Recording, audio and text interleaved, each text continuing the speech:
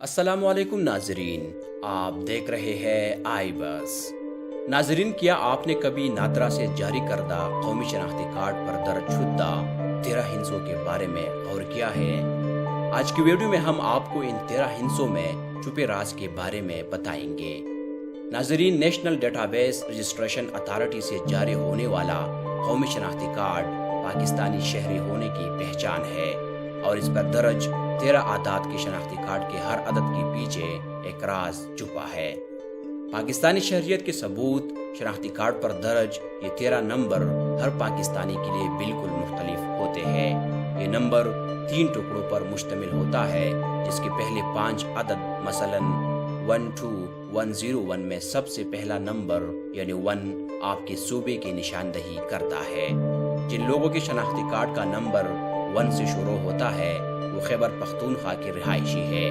اسی طرح اگر نمبر 2 ہے تو وہ شخص پاٹا، 3 ہے تو پنجاب، 4 ہے تو سندھ، 5 ہو تو بلوچستان، 6 ہو تو اسلام آباد اور 7 ہو تو گلگت بلتستان کا ہوگا۔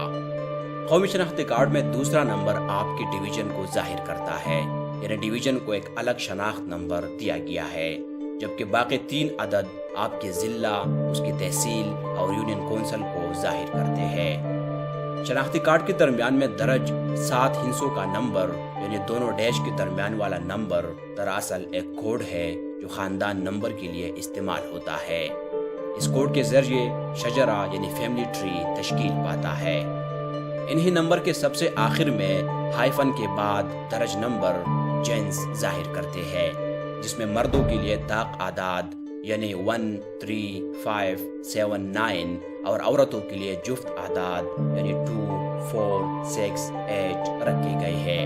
اور اسی طرح نادرا کے آٹومیٹک نظام کے تحت ہم سب کا قومی شناختی کارڈ نمبر وجود میں آتا ہے۔ امید ہے یہ معلومات آپ کو پسند آئے ہوں گے۔ مزید ویڈیوز کے لیے دیکھتے رہیے